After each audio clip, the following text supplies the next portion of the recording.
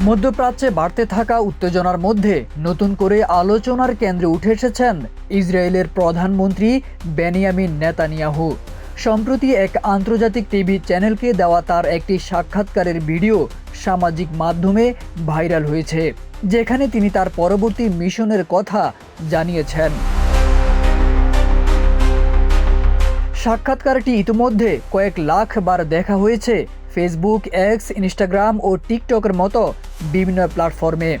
বিষয়টি ঘিরে শুরু হয়েছে ব্যাপক আন্তর্জাতিক প্রতিক্রিয়া, বিশেষ করে ইরান ও পাকিস্তান দুই দেশের সম্পর্ক এবং দক্ষিণ এশিয়ার কৌশলগত ভারসাম্য নিয়ে নানা প্রশ্ন উঠতে শুরু করেছে।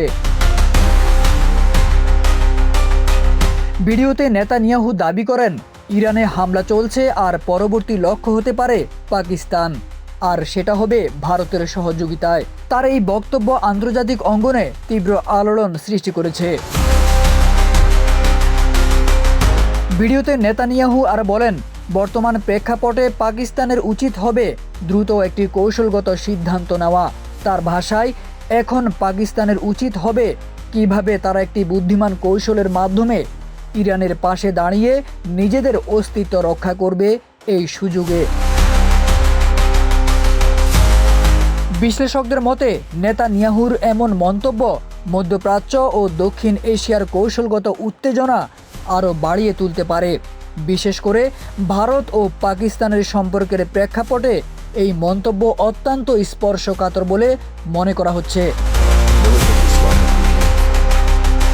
নেতানিয়াহুর এমন বক্তব্য কৌশলগত দিক থেকে খুবই স্পর্শকাতর ও সময় সাপেক্ষ প্রভাব ফেলতে পারে।